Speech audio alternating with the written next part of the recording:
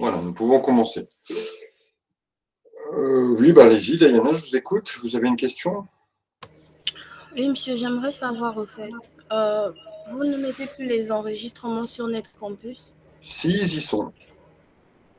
Ok, Mais vous aviez tout à fait raison, je viens juste à l'instant même de finir de mettre la mise à jour. d'accord. Donc ça a été fait, vous trouverez l'enregistrement de la correction du DM, c'est-à-dire le premier cours que l'on a fait le 3 dans la partie travail à rendre. Et ensuite, bah, comme d'habitude, les enregistrements au fur et à mesure des cours. Je viens de terminer les. J'avais pas remis, effectivement, vous aviez raison. Hein.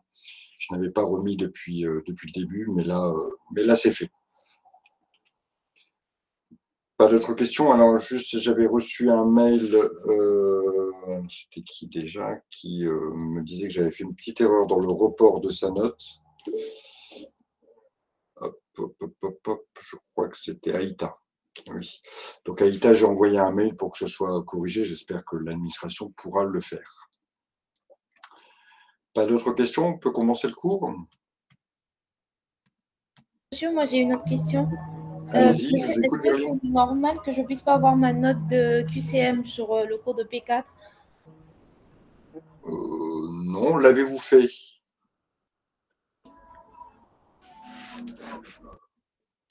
Est-ce que vous avez fait le QCM, Verline? Oui, je l'ai fait, monsieur. Attendez, je vais vérifier ça. Parce que les notes de QCM, ils se mettent automatiquement. Donc, a priori, ce n'est pas moi qui les reporte. Donc, contrôle continu en P4, hein, vous m'avez dit. Verline, je crois que vous êtes de Lille. Hein. Non, vous n'êtes pas de Lille. Si, vous êtes de Lille. Ben, si, vous avez eu 18. Moi, je l'ai. Oui, monsieur, mais moi je l'ai pas sur mon NetCampus. Ben, là, je peux. Adressez-vous à Madame Zahiri. Parce qu'a priori, il n'a pas encore été validé par l'administration. Donc c'est peut-être pour ça que vous ne l'avez pas. Les deux autres notes sont validées. Donc il y a un processus, hein. L'enseignant remplit les notes et seulement par la suite, c'est validé par l'administration. Et je pense qu'à la suite de la validation par l'administration, vous pouvez avoir accès à vos notes. Mais comme là, je vois que c'est encore en blanc et donc ça n'a pas encore été validé par l'administration, ça veut dire que Madame Zahiri n'a pas encore visualisé les notes, n'a pas encore, je dirais, validé les notes. Donc, je ne pense que ça ne saurait tarder. Est-ce que sur les autres campus, ça a été fait? Oui, a priori, ça n'a été fait pour personne encore. Votre note de Paris, ça n'a pas été fait non plus. Bon, Toulouse, de toute façon, les étudiants n'ont pas fait le QCM. Je regarde un Bordeaux, par exemple. Oui. Je pense que c'est juste un retard de l'administration. Verline, ça sera sans doute validé assez rapidement et vous pourrez avoir accès à votre note. D'accord, merci, monsieur. En tout cas, pour moi, elle est reportée, donc ça n'est plus de mon ressort. Pas d'autres questions? Non, on va pouvoir commencer. Très bien. Donc, le cours d'aujourd'hui, il est consacré à l'acquisition et à la prise des congés payés. Donc, je vous rappelle, hein, on avait vu toujours dans cette gestion des absences du salarié une première partie où on avait fait une sorte d'inventaire des absences, des types d'absences possibles. Dans une deuxième partie, un cours qui nous avait pris 2 séances, nous avions vu comment on calculait la retenue qui allait être opérée sur le salaire au titre d'une absence. Et dans cette troisième partie, nous allons voir maintenant, nous allons aborder la problématique des congés payés, voir comment ils se calculent, voir ce qu'il en est de cette période d'acquisition et de cette période de prise de congés payés. On va voir comment tout ça fonctionne. Ça va nous occuper aujourd'hui. Et le cours suivant, si je ne m'abuse, l'acquisition et des comptes, on commencera à faire, alors si c'est possible, si on a tout vu, que les gens justifient des comptes. OK. Très bien. Et par la suite, on verra aussi un certain nombre d'applications ensuite concernant tout ça. Alors, pour l'instant, on s'occupe de la notion de congé payé. Donc, congé payé, ici, le terme renvoie à une période où le salarié est absent de son poste de travail, mais malgré tout, il va continuer à percevoir une rémunération. Alors, pour pouvoir avoir ces absences au titre des congés payés et continuer à percevoir une rémunération, bien sûr, le salarié doit pouvoir avoir eu un droit à ses congés payés. Donc, ce droit à ses congés payés, cette acquisition de jours de congés payés, il va l'obtenir au fur et à mesure du déroulement de son contrat de travail. Il faut d'abord savoir dans un premier temps que tous les salariés, quel que soit le type de contrat de travail, ont le droit à des congés payés.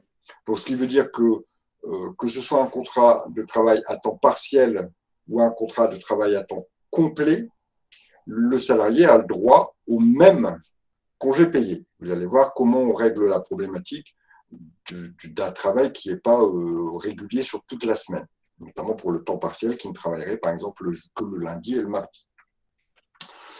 Ensuite, les contrats à durée indéterminée, au même titre que les contrats à durée déterminée, ont aussi droit à des congés payés. C'est-à-dire que si vous avez un contrat à durée déterminée qui dure 3 mois, et ben vous aurez acquis des droits pour 3 mois de travail. On va voir à quoi correspondent ces droits. Tout ça pour vous dire que finalement, nos congés payés ils vont concerner la majorité des salariés. Alors nous, on va s'intéresser encore une fois au droit commun, c'est-à-dire à ce qui est pratiquement applicable dans toutes les entreprises. Il est bien entendu que dans certaines entreprises, les salariés pourraient avoir des droits qui sont supérieurs à ce que nous on voit, qui ne peuvent être que supérieurs à ce que l'on va voir aujourd'hui. C'est-à-dire que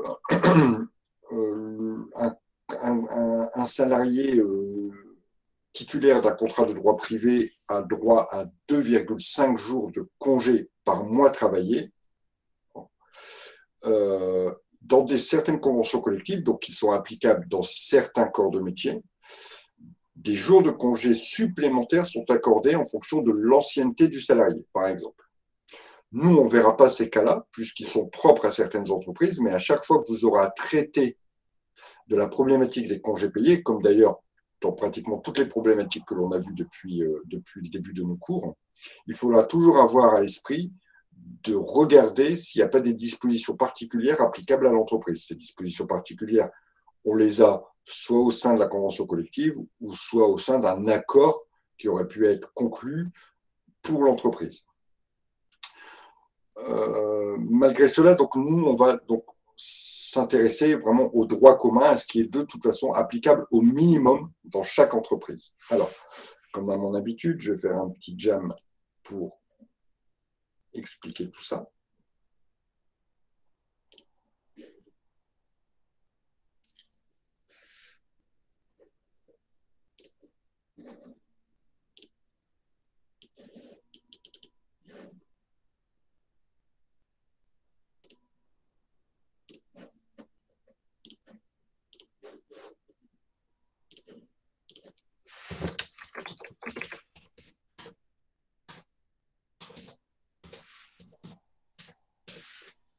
Alors, ces congés payés. D'abord, il faut distinguer 2 périodes. Une période qu'on appelle la période d'acquisition, les congés payés. Donc, première chose, la période d'acquisition. Période pendant laquelle le salarié va cumuler des congés payés au fur et à mesure de l'exécution de son contrat de travail. Pendant cette période, acquisition, voilà. Pendant cette période, le salarié va acquérir chaque mois travaillé 2,5 jours de CP par mois.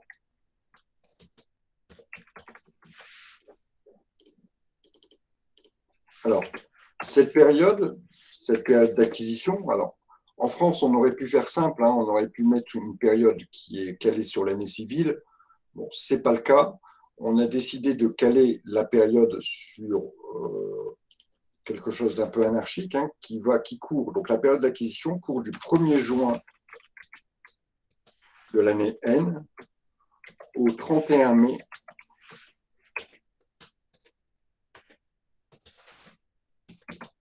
de l'année N plus 1.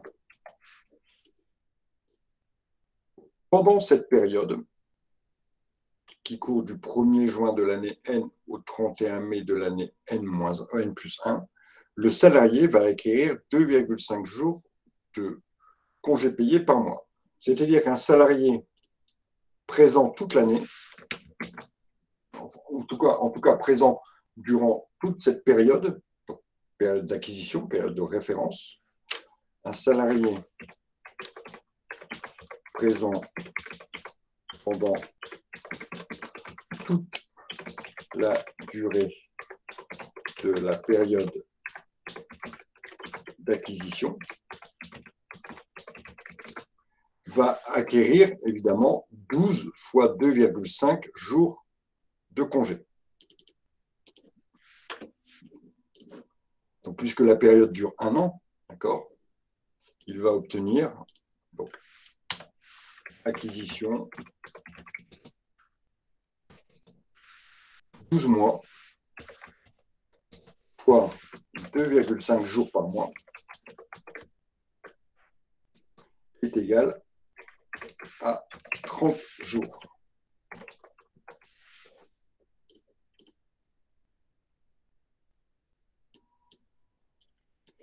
Attention, ces 30 jours sont, c'est bien défini ça, c'est 30 jours ouvrables. Donc, je vous rappelle que les jours ouvrables vont en général du lundi au samedi. Ce ne sont pas les jours ouvrés, donc les jours de travail du salarié, mais ici c'est une donnée qui nous indique que les jours ouvrables vont du lundi au samedi. Même si le salarié ne travaille pas le samedi, ça restera basé sur des jours ouvrables. Donc ici, il faut bien préciser que ce sont 30 jours ouvrables. Et vous verrez que c'est important, notamment quand on parlera de la prise de congé. Chose importante à retenir, ce sont bien 30 jours ouvrables que le salarié acquiert.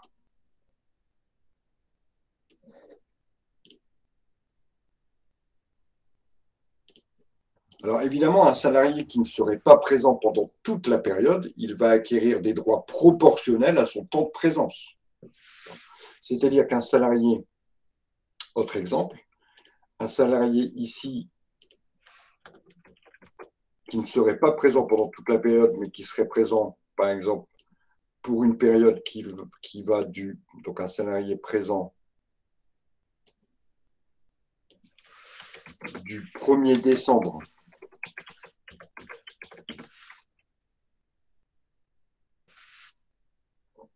on va plutôt dire qui est présent à compter du 1er décembre de l'année N, lui, il va acquérir des droits proportionnels et ici, il va être présent par rapport à cette période de référence, il va être présent pendant 6 mois, décembre, janvier, février, mars, avril, mai.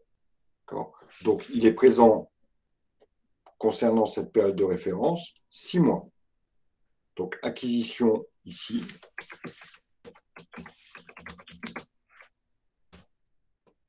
Six mois de présence.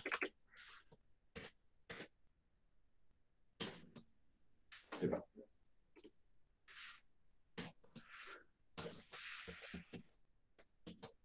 Multiplié par 2,5 jours.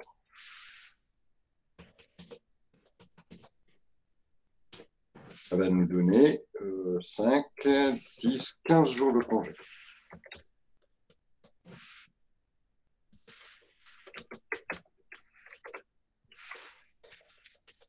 Toujours, bien sûr, dans des jours ouvrables.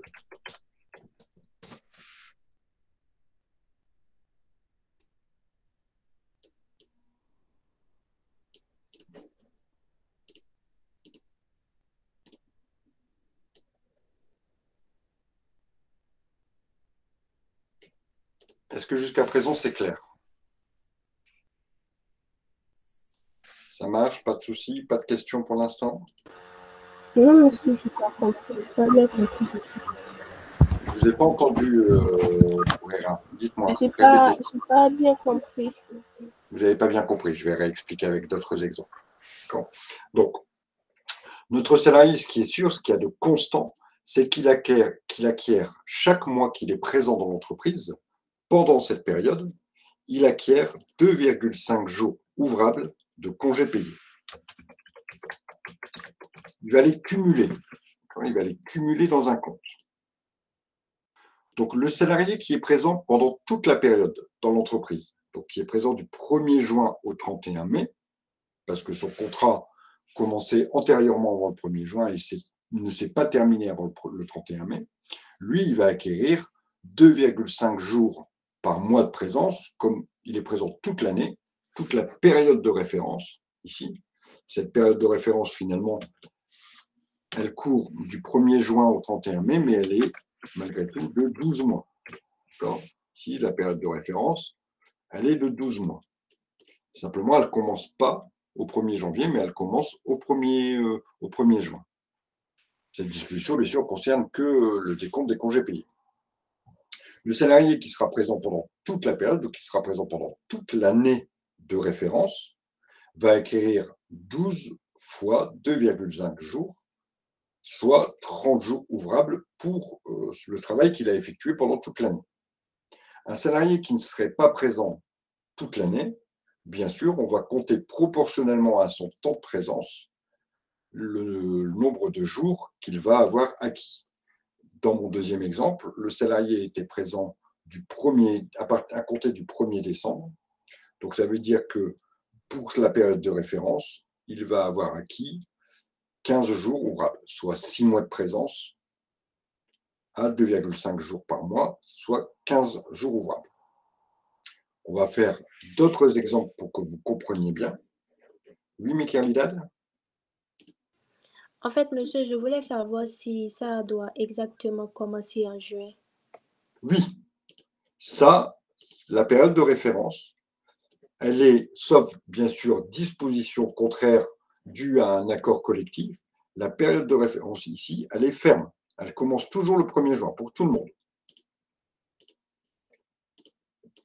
Ça commence toujours le 1er juin. On compte les congés à partir du 1er juin.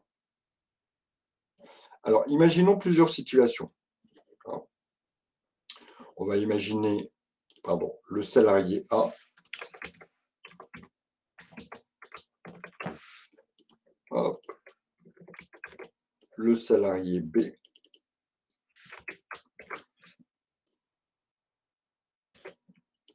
Le salarié C. Et le salarié D.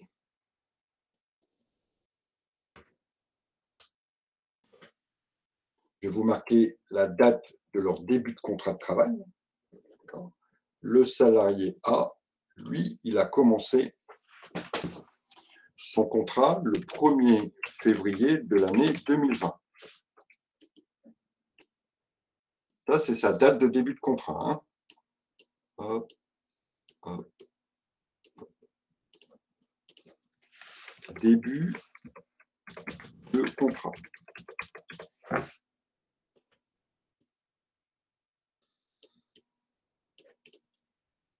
Le salarié B, lui, il a commencé à la même date. Le salarié C, lui, il a commencé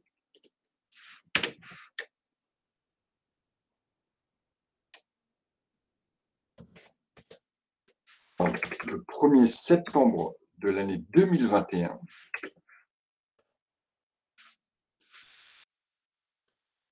Et le salarié D, lui, il a commencé le 1er janvier de l'année 2021. Voilà mes 3 salariés. Maintenant, je vais vous donner la date de fin de contrat.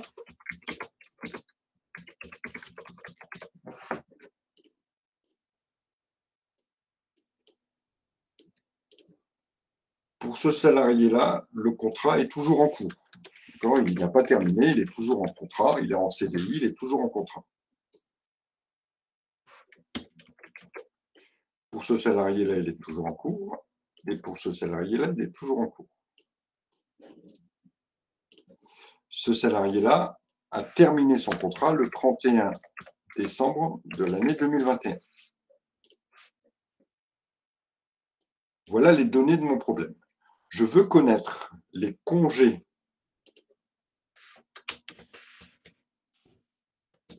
acquis au titre de la période qui court du 1-6-2021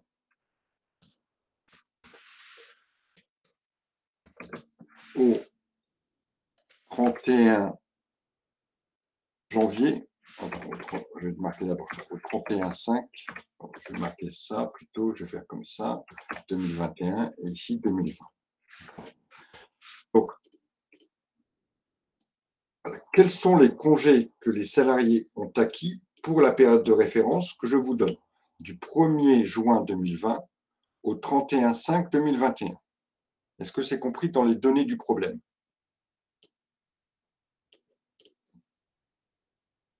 A priori, c'est compris. Donc, vous allez m'indiquer pour chaque salarié quel est le nombre de jours de congé qu'il a acquis, d'accord, qu'il a mis de côté sur la période que je vous ai indiquée ici. Je vous laisse réfléchir quelques instants, pas longtemps, hein, 2-3 minutes, hein, et puis on essaye de regarder ça ensemble.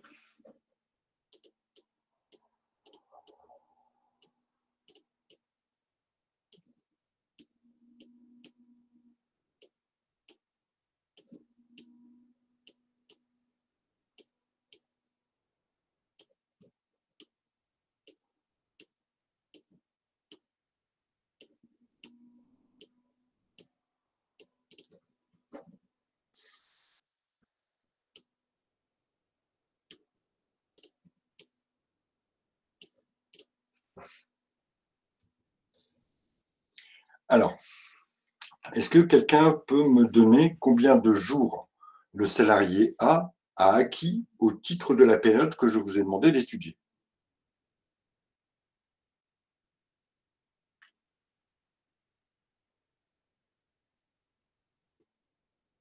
Monsieur Jonathan, peut-être?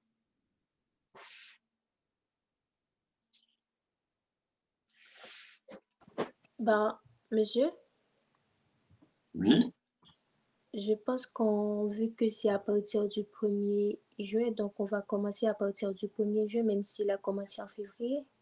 oui, bien sûr, évidemment, vous avez raison. Allez-y, continuez. Donc, j'ai pas encore fait le calcul, mais je pense que Alors, c'est ça. ce salarié, est-ce qu'il est présent toute la période de référence? Est-ce qu'il est présent pendant toute cette période-là? Est-ce qu'il est présent à partir du 1er juin et est-ce qu'il est toujours présent le 31-5? À votre avis, est-ce que ce salarié est présent toute la période de référence? Non, je ne pense pas. Oui. Alors, on va laisser terminer Michaelida. Fouera, vous ferez le prochain, d'accord? Préparez-vous pour le prochain. Regardez Michaelida. Ce salarié était présent le 1er juin, d'accord? Le 1er juin de l'année 2020, il était présent, puisque son contrat a commencé le 1er février de l'année 2020. Et le 31 mai de l'année 2021, il est toujours là, puisqu'il n'est toujours pas parti au jour d'aujourd'hui. D'accord? Au jour d'aujourd'hui, on est aujourd'hui le 12 janvier. Donc, ça veut dire que ce salarié, il a été présent toute la période de référence.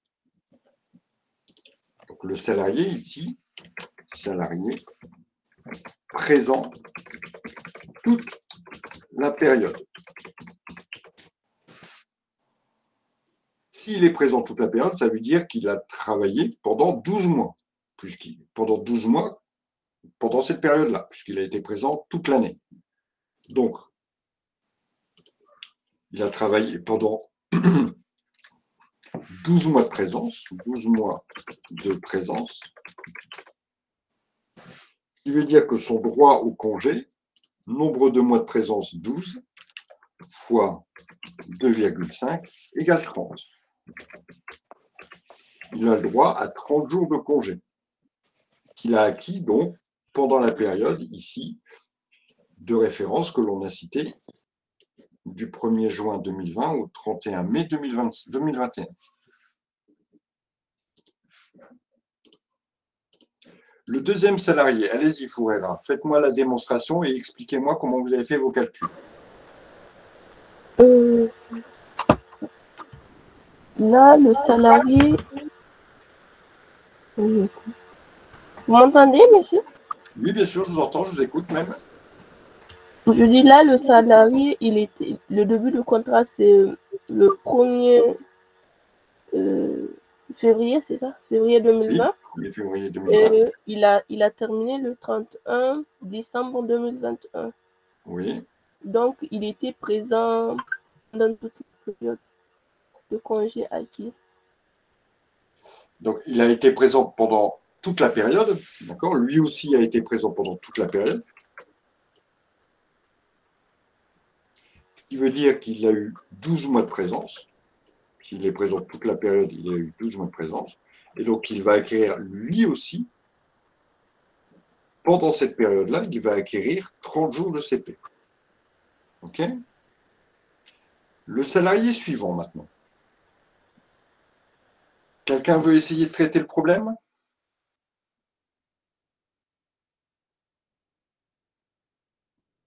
Je vais retenter avec monsieur. Allez, allez-y Amadou, on vous écoute. Le salarié n'a pas fait toute la période. Il n'a pas fait toute la période. Très bien. Première chose, ce qu'on va noter, d'accord? Le salarié n'a pas travaillé toute la période.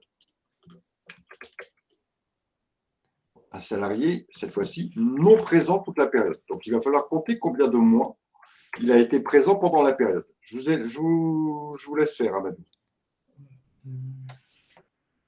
Il a été présent pendant 6 mois. Alors, si on compte du 1er septembre 2021 jusqu'au... on a même autre chose, j'étais mal situé ici, excusez-moi. On a même autre chose. Est-ce qu'il est présent pendant la période? Non, il n'est même pas présent. Voilà, je pense que c'est... Il n'aura pas de jour de congé, je pense. Voilà, il n'a pas acquis de jour de congé au titre de cette période, puisqu'il est absent lors de la période. Alors, quelqu'un avait levé la main, et je pense que c'est cette réflexion qu'il voulait nous faire. C'était Abdoul qui avait levé la main, je pense que c'était ça ce que vous voulez nous dire. Jonathan, je vous écoute. Monsieur Jonathan, vous levez la main, allez-y, je vous écoute. Alors, ouvrez votre micro pour parler. Oui, monsieur, le prochain, le salarié D. Alors, on va juste, Jonathan, je vous donne la parole tout de suite après. On termine juste sur le salarié C, ça va être très rapide, puisque le salarié C n'était pas présent pendant cette période. Donc, salarié, hop, non présent pendant la période. Donc, pas de jour acquis, parce qu'il n'est pas là. Il n'a pas, donc, 0 CP. S'il n'est pas là, il ne peut pas acquérir des congés alors qu'il n'est pas là. Allez-y, Jonathan, je vous attends je vous écoute pour le suivant. Allez-y. Oui, monsieur, le salarié D, il a été présent pendant 4 mois. Alors, pas pendant toute la période. Ok, je suis d'accord, il n'a pas été présent pendant toute la période, mais il a été présent plus de 4 mois. Bon, il a été présent tout le mois de janvier, oui. Février, mars, avril, et la période s'arrêtant au 31 mai, il a été présent aussi le mois de mai. Oui, ça fait 5 mois plutôt. Ça fait 5 mois. Ok, oui. Donc ça veut dire qu'il a acquis combien de jours, Jonathan? Je n'ai pas de calculette. Donc mon salarié, il a été présent 5 mois. Donc, présent ici, 5 mois. 5 mois, ça veut dire quoi? C'est du 1 au 31/5 de l'année 2021. Il était présent pendant cette période-là.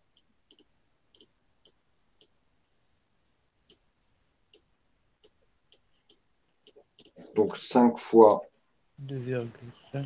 Ah oui. 2,5, ça va nous donner 12,5. D'accord ? Dans ces cas-là, on va arrondir au supérieur. On arrondit à 13 jours.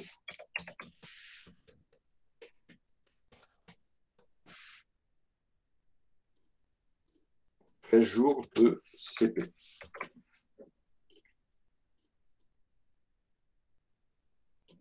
Ça marche pour tout le monde?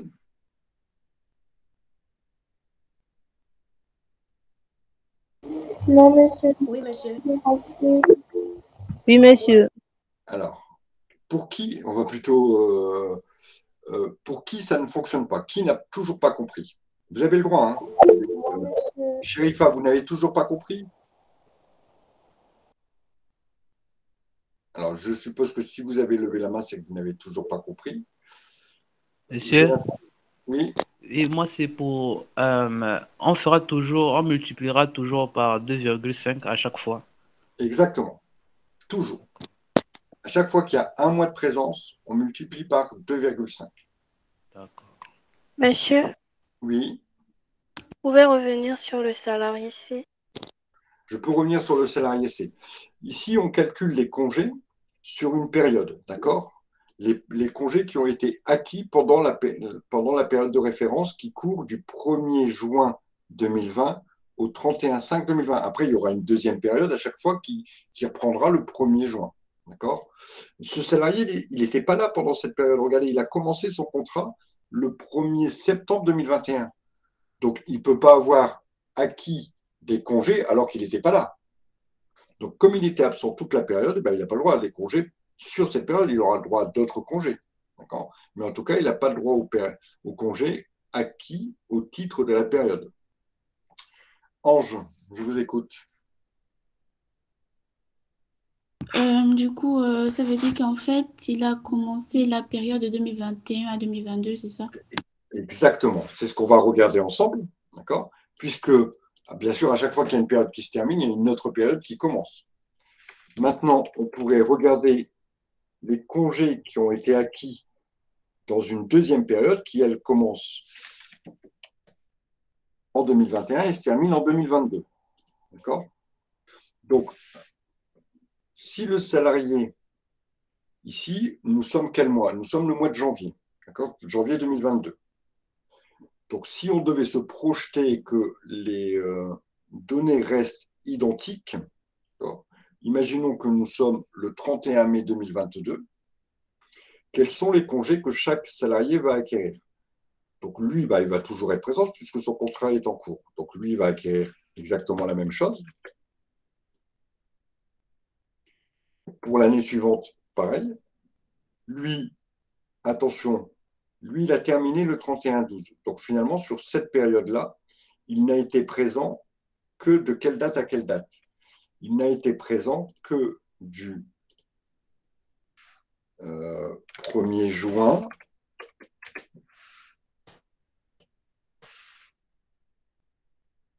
donc 1er juin 2021 au 31 décembre 2021. Puisqu'il a arrêté son contrat le 31 décembre 2021. Donc, sur cette période ici, il n'a été présent que du 1er juin au 31 décembre, puisqu'il a arrêté son contrat. Donc, ce qui veut dire qu'il a le droit, en termes de congés en mois, juin, juillet, août, septembre, octobre, novembre, décembre. 7 mois. Donc, il va avoir le droit ici, lui, à 7 fois 2,5.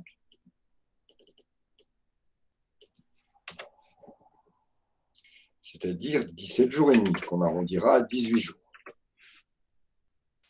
Maintenant, ce salarié-là, lui aussi, va avoir le droit à des congés par rapport à cette période-là.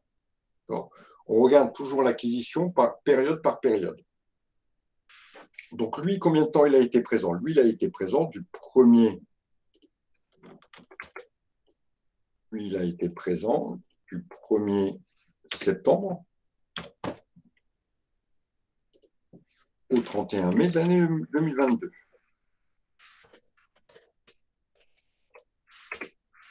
C'est-à-dire que pour cette période-là, il aura été présent en septembre, octobre, novembre, décembre, janvier, février, mars, avril, mai. Il aura été présent 8 mois.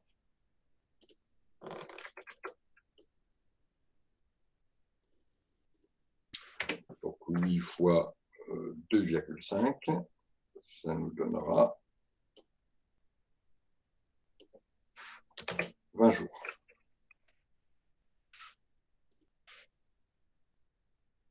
Concernant maintenant le salarié suivant, celui-ci, alors ça on va le descendre un peu pour dire que voilà, hop, ça concerne bien ça concerne bien ça, là c'est là.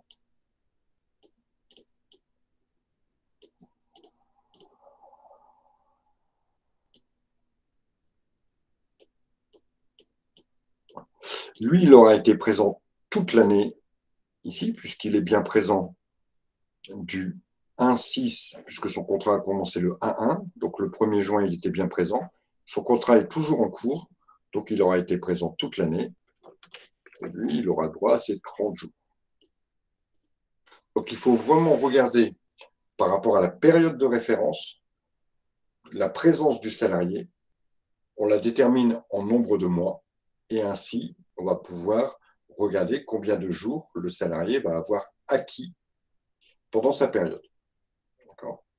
Alors, cette acquisition, elle va lui permettre de ensuite les prendre, bien sûr, ses congés. Et ces congés, il va les prendre sur la période suivante. Il faut avoir fini il faut avoir terminé la période d'acquisition pour commencer à prendre ses congés. Ça veut dire que les congés qui ont été acquis ici, je vais pouvoir prendre des congés à partir du moment où la période suivante va commencer. Ça, c'est ce que nous verrons quand on verra la prise des congés. Là, pour l'instant, on s'intéresse qu'aux droits auxquels le salarié peut prétendre.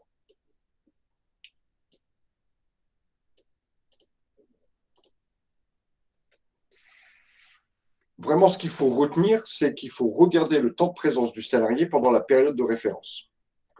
La période de référence, elle court toujours, et ça c'est toujours comme ça, du 1er juin jusqu'au 31 mai de l'année suivante. Donc finalement, qu'est-ce que je dois retenir ici en termes d'acquisition de congés? D'abord qu'il y a une période de référence. La période de référence, on l'a donnée. C'est ici. C'est la période d'acquisition. On va noter que ça, c'est la période de référence.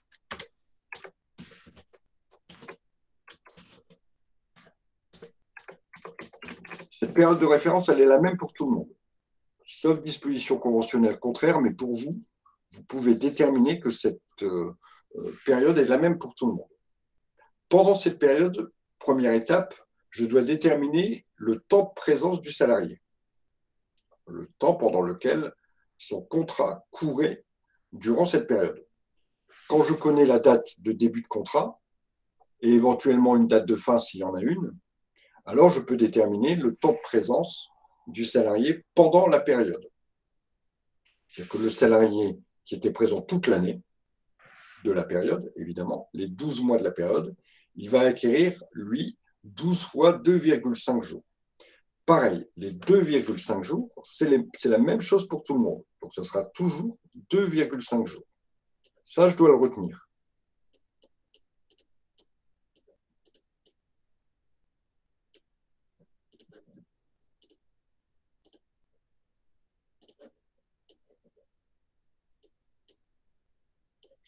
Ça, c'est important.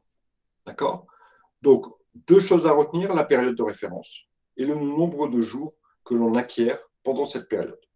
C'est un nombre de jours, bien sûr, qui s'entend 2,5 par mois travaillé pendant la période. Donc, il suffit de déterminer le nombre de mois travaillés pendant la période. Et ainsi, on va pouvoir dire, voilà, vous avez travaillé, je ne sais pas moi, 10 mois pendant la période, donc vous avez le droit à 25 jours.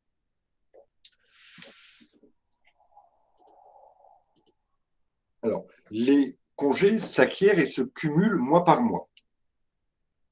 Comment ça va fonctionner sur un bulletin de paye ou sur événement un relevé qui va prendre en compte les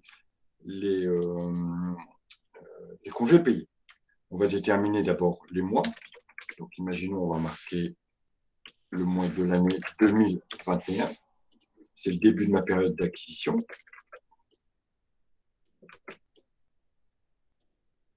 Faire ça comme ça ira beaucoup plus vite.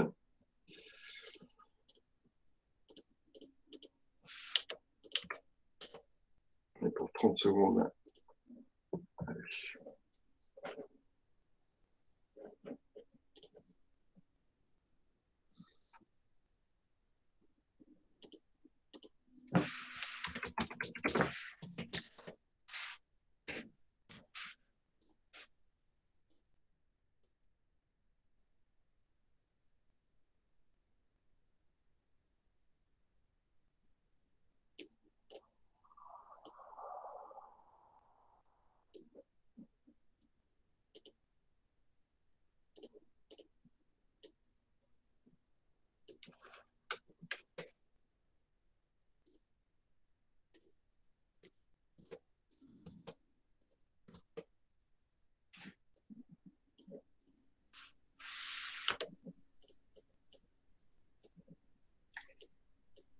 Voilà, vous reconnaissez bien sûr ma période d'acquisition. D'accord ? Imaginons qu'on retravaille sur nos salariés ici. Prenons en compte le salarié A. Le salarié A, son début de contrat, on le sait,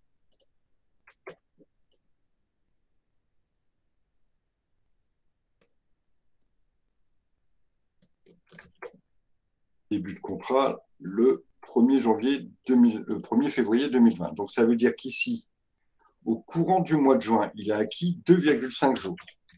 D'accord ?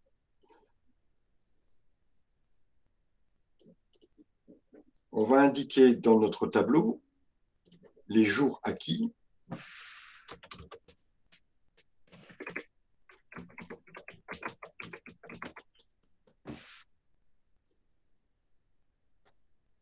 Et dans la deuxième colonne ici, le cumul.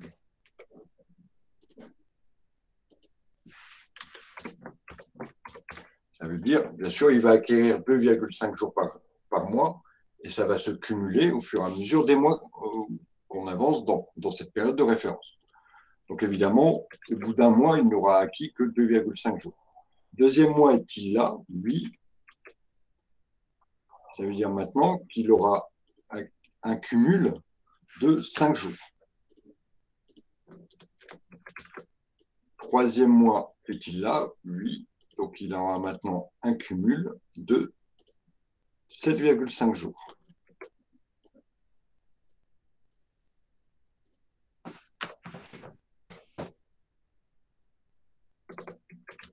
Septembre, il est là. Octobre, il est là. Novembre, il est là. Et ici,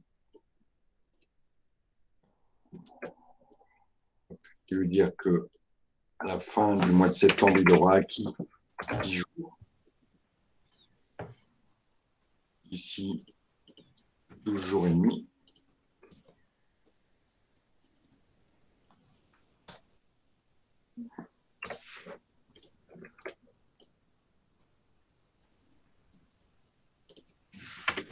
Ici, 17,5 jours. Donc, si je regarde son droit au congé pour la période de référence qui a commencé en juin 2021, on n'a pas encore atteint la fin de la période, hein, mais au jour d'aujourd'hui, avant d'établir le bulletin du mois de janvier, puisque nous sommes courant janvier 2022, avant d'établir son bulletin, si le salarié me demande, ou si on devait vous demander d'établir le nombre de jours que le salarié possède, on peut très bien s'appuyer sur un petit tableau comme celui-ci, en disant, ben voilà, mon salarié il a acquis 2,5 jours ici, 2,5 jours ici, 2,5 jours, etc.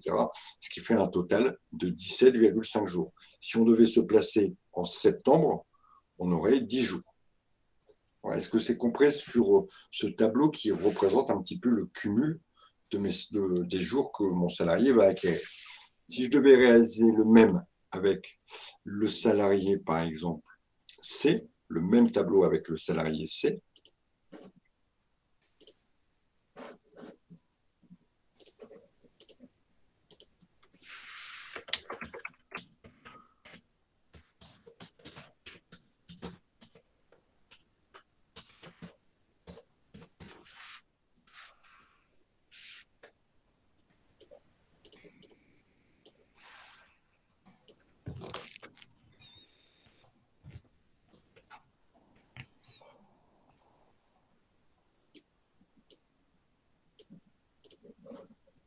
Donc, mon salarié C, lui,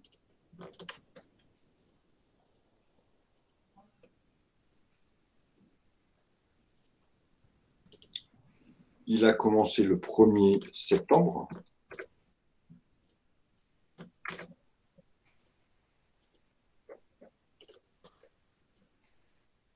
Est-ce qu'en juin, il a acquis des congés? Évidemment non, puisqu'il n'était pas présent.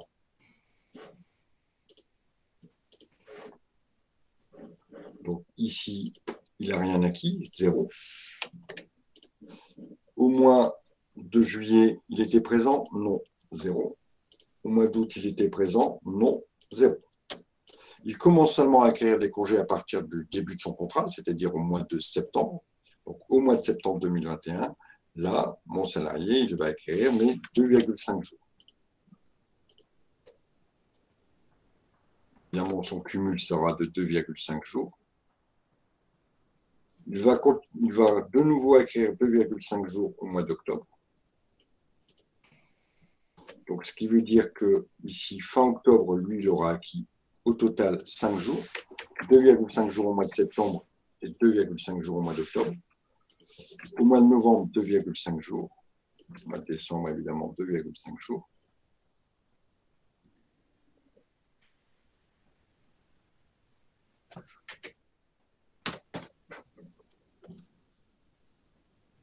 Et arrivé ici fin décembre, lui aura un droit, il aura acquis 10 jours de congés payés. Alors qu'on voit que mon salarié précédent, étant présent lui toute l'année, lui, il aura acquis 17 jours. Pourquoi il y a une différence? Tout simplement parce que ici, mon salarié C n'a pas cumulé de congés pendant les 3 premiers mois de la période de référence, ici, puisqu'on est à 0 à chaque fois.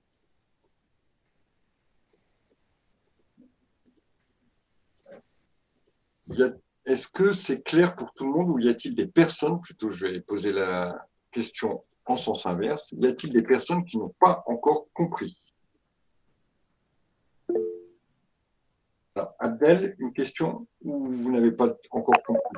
Oui, c'est une question. Allez-y. Pourquoi vous vous êtes arrêté en décembre alors que ça finit normalement? Parce que là, aujourd'hui, nous sommes le 15, nous sommes le 12 janvier 2021. D'accord? Donc, si je devais regarder la situation du salarié aujourd'hui, je sais que jusqu'en décembre, il a déjà acquis 10 jours. Voilà pourquoi je me suis arrêté. Mais effectivement, l'acquisition va continuer au fur et à mesure de l'exécution du contrat de travail. Mais on pourrait très bien imaginer aussi que le salarié démissionne ici courant janvier.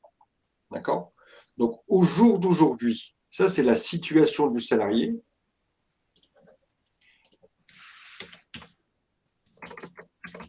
Situation du salarié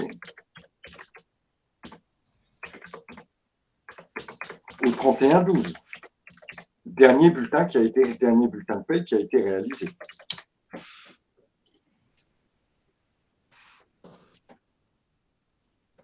Idem pour celui-ci. Je m'arrête en décembre parce que pour l'instant, il n'a pas encore travaillé. Son mois de janvier n'a pas encore été effectué. D'accord? Donc voilà pourquoi je me suis arrêté en décembre.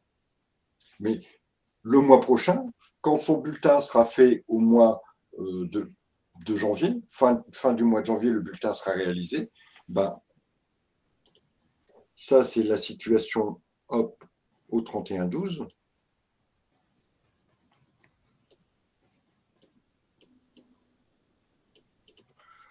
Si je devais maintenant regarder la situation au 31 janvier, ben, je serais...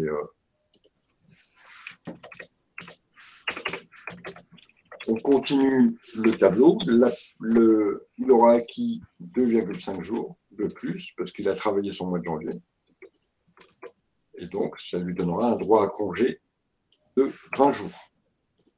Alors, pourquoi c'est important de regarder au jour le jour, enfin, pas au jour le jour, mais au mois le mois, parce que si le salarié décidait de quitter l'entreprise, il va falloir régler ce problème de congé payé qu'il a acquis.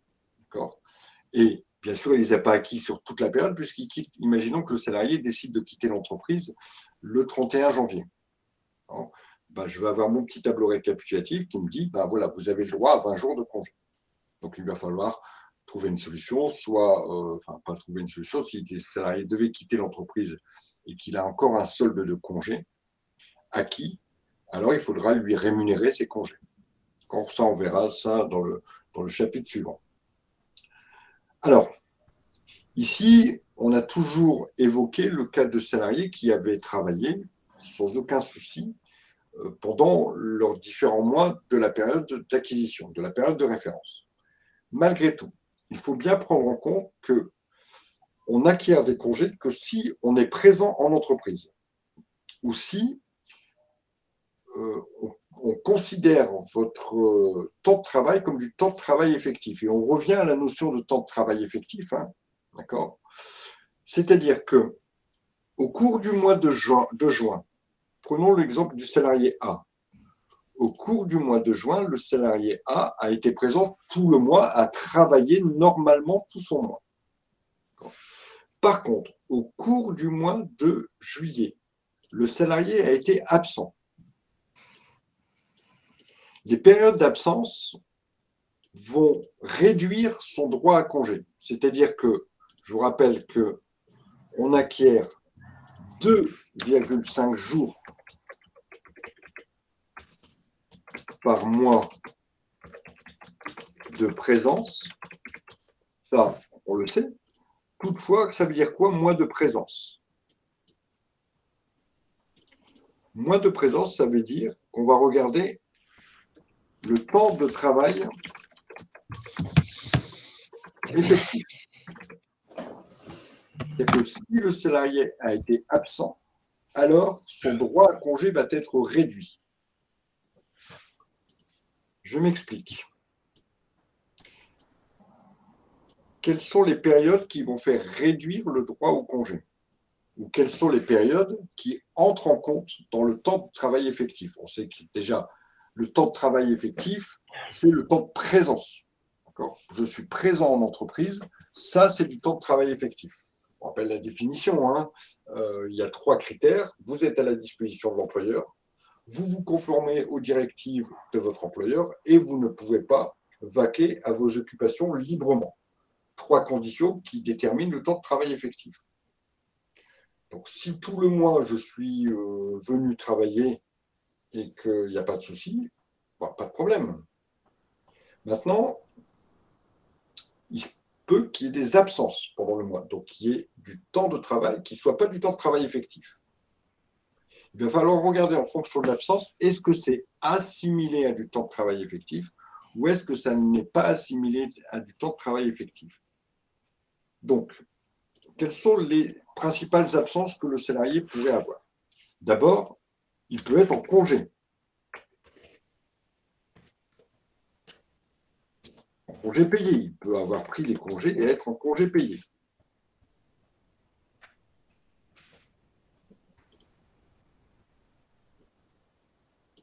Ensuite, le salarié peut être aussi en formation.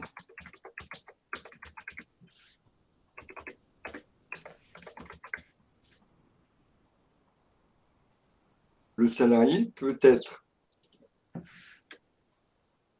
en absence pour congé maternité.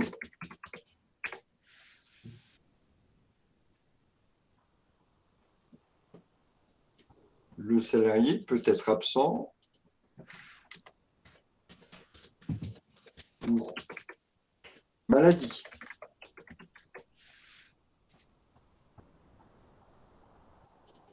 Le salarié peut être encore absent pour accident de travail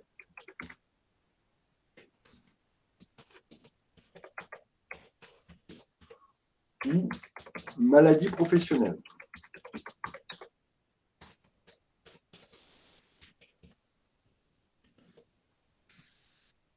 Le salarié peut être encore absent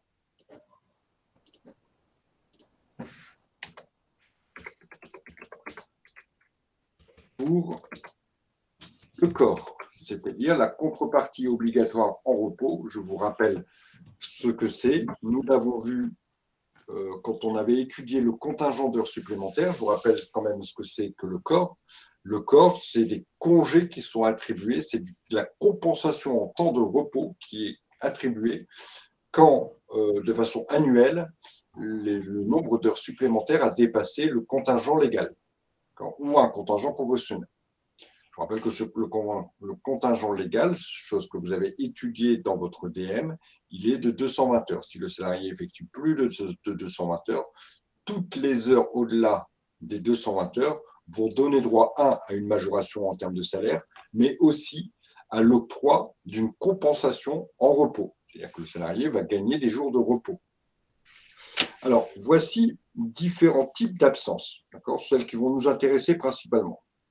Il y a des absences qui vont faire réduire le droit au congé. C'est celle-ci. Toutes les autres absences vont être considérées comme du temps de travail effectif, même si vous êtes absent. Et vous remarquez que les trois conditions ne sont pas réunies. Mais malgré tout, le temps de travail effectif et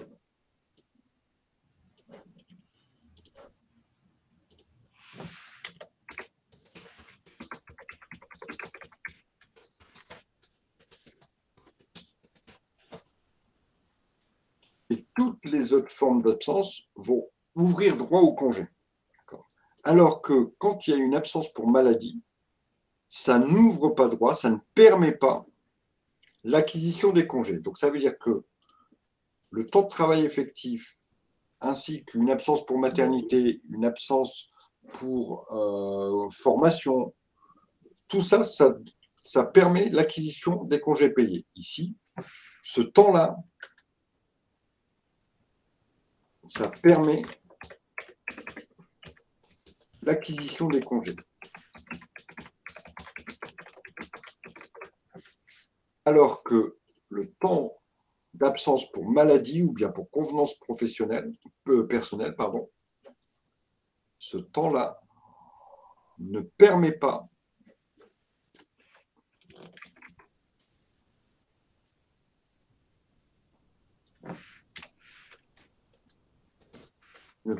l'acquisition des congés.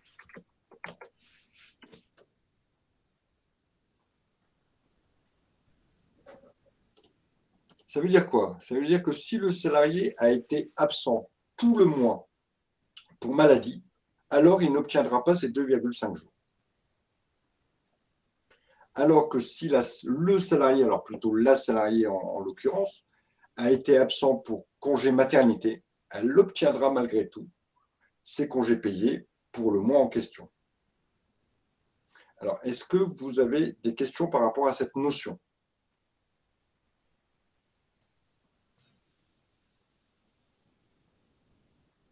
Amadou, je ne vous entends pas. Si vous voulez parler, on ne vous entend pas. Alors, Donc, du coup, monsieur, l'absence pour maladie, c'est l'exception. C'est un peu l'exception, oui, effectivement. C'est l'exception qui vous dit, ben voilà, vous, comme vous avez été malade, vous n'avez malheureusement pas le droit à vos congés. Alors que dans d'autres cas, je parle des congés maternité notamment, parce que c'est pas la même chose évidemment, ou bien on va plutôt prendre l'accident de travail. Vous avez eu un accident dans l'exercice de votre activité professionnelle, vous êtes obligé de vous arrêter pendant 1 mois, vous allez acquérir vos congés payés.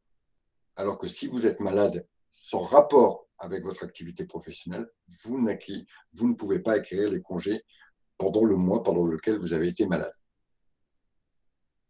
Alors, ça va se faire au prorata, bien sûr. Si vous avez été absent la moitié du mois, vous allez perdre la moitié des congés. Si vous avez été absent tout le mois, vous perdrez la totalité des 2,5 jours.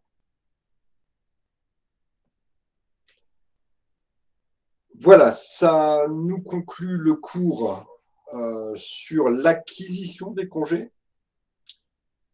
On verra lors du prochain cours la prise maintenant des congés. Maintenant que j'ai cumulé des congés, il va falloir que je les prenne. D'accord ? Il va falloir que je pose des congés pour que je puisse partir en vacances, me faire bronzer sur la plage. Et on va voir comment ça se déroule, cette prise de congés payés, lors de notre prochaine séance qui aura lieu donc lundi prochain. Ça marche pour tout le monde? Oui, monsieur Abdel? Monsieur, on pourra faire un cas pratique pour celui-là.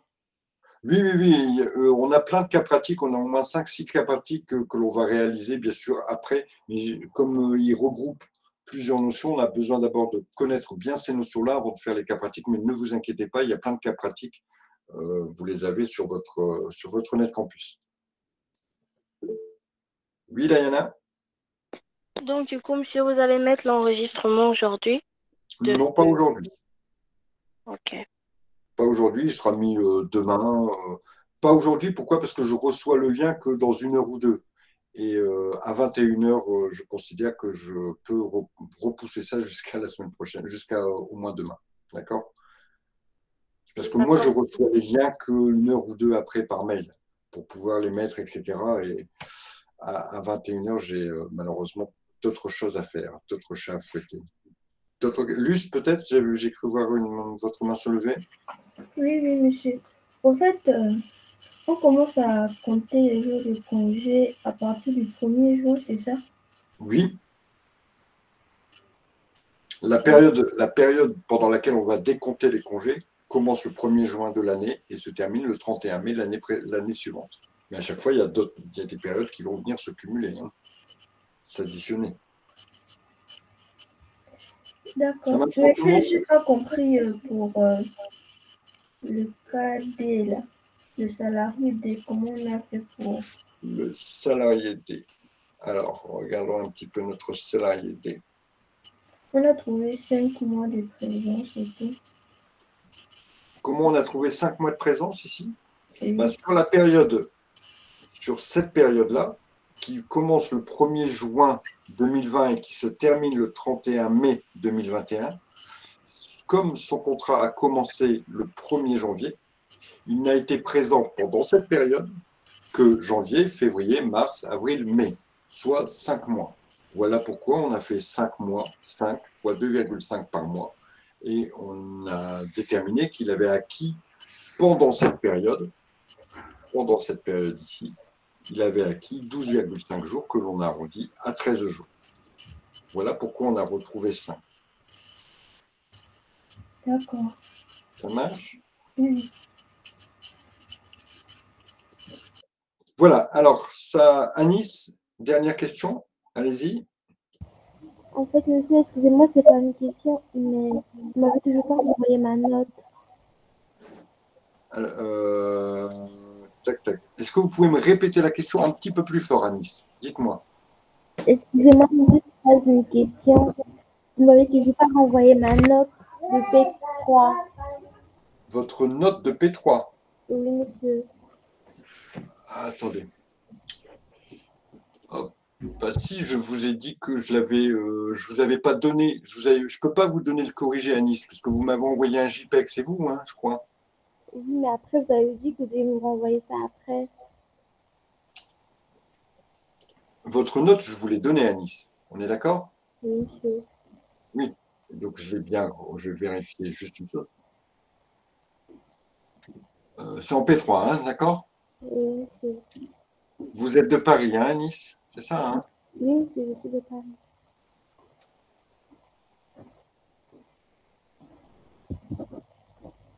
Oui, voilà, donc c'est ce que je vous ai dit. Je vous ai donné votre note, mais je n'ai pas pu corriger à l'écrit votre copie, d'accord? Parce que c'est des photos et je ne peux pas corriger des photos, d'accord? Donc, vous verrez, on va faire la correction vendredi. Si vous avez votre copie, si vous avez des questions particulières, vous pourrez les poser par rapport aux erreurs peut-être que vous avez commises, enfin sûrement que vous avez commises puisque vous avez eu 13, mais je ne peux pas corriger les JPEG, ce n'est pas possible. Pour moi, je n'ai pas techniquement la possibilité. D'accord? Mais malgré tout, j'ai regardé votre copie, j'ai vu ce qu'il y avait de bon, vu ce qu'il y avait de mauvais, voilà pourquoi je vous ai mis cette note-là. Mais je ne peux pas écrire sur votre copie comme je l'ai fait pour les autres, pour vous indiquer ça c'est bon, ça c'est faux, ça c'est bon, ça c'est faux. Voilà. D'accord, monsieur, merci. Allez, on se dit bye bye et puis on se retrouve vendredi pour le P3. Alors, Michel, monsieur, s'il vous plaît, je n'ai pas eu accès à ma copie en P3. Mais Michel, je crois que vous n'avez pas fait Michel, si Michel est encore là, si je me souviens bien, vous étiez malade.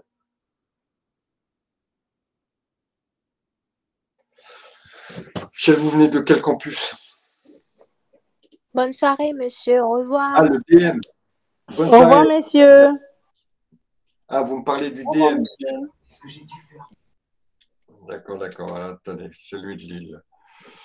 Michel. Hop. Bah, en P3, hein, Michel. Donc, vous avez eu 17. Donc, c'est que j'ai bien eu votre copie. Et vous me dites que vous n'avez pas accès à votre copie. On va vérifier ça, Michel.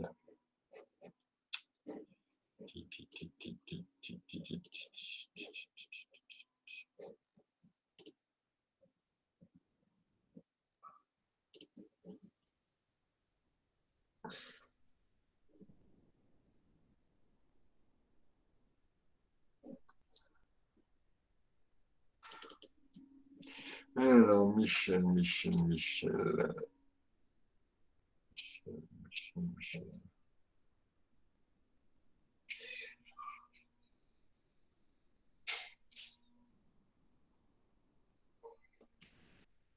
Ah, ça, c'est le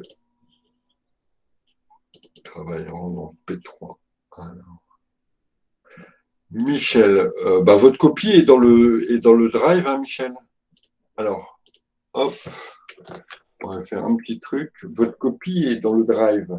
Et je vous mets ici le lien pour le drive. Je ne sais pas pourquoi vous ne pouvez pas y accéder.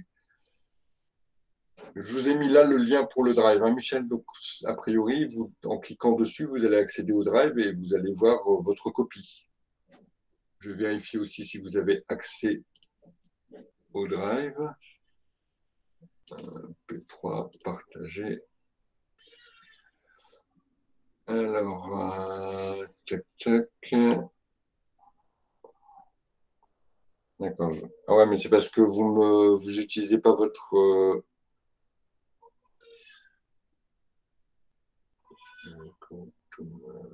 Michel. Oui, parce que vous n'utilisez pas votre mail de Diderot. Je vais vous donner l'accès avec le mail que vous m'avez, avec la demande. Michel, voilà.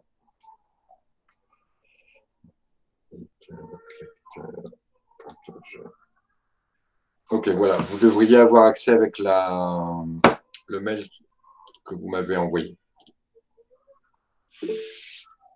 Diana, oui.